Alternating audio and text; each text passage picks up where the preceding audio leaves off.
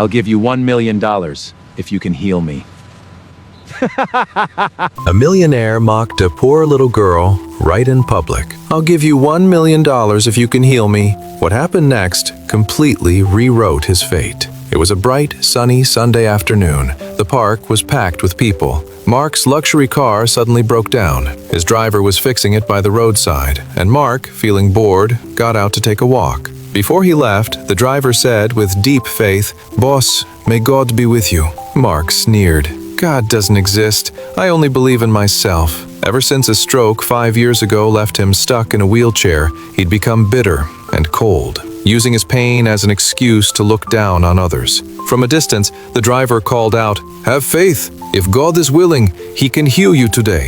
Mark walked to the center of the park and saw a scene. A black little girl was seriously playing doctor. She was holding a bird that looked dead in her hands. She wore simple clothes, but her eyes were far too steady for her age. Mark adjusted his sunglasses and mocked, "How ridiculous! A kid pretending to be a doctor." The girl answered calmly, "This isn't a game, it's faith." Mark laughed out loud. "Faith? Then let's test it. If you can make me stand up and walk, I'll give you $1 million right now."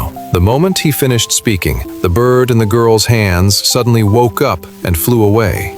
Mark scoffed. "Just a cheap trick." The girl introduced herself. "My name is Mia." She walked up to him without hesitation and said clean and firm, "Get the money ready." Then she gently placed her hand on his knee and closed her eyes. Everything went so quiet you could almost hear the wind. The next second, Mark felt something he hadn't felt in years, a tingling rising through his legs like electricity coming back to life. His eyes widened. Inside his expensive shoes, his toes moved. His pride collapsed in an instant, replaced by fear. That night, in his penthouse, he held onto the wall and took one shaky step after another. His legs worked. A neurologist confirmed it overnight. There was no medical explanation. The next day, Mark walked back to the park himself.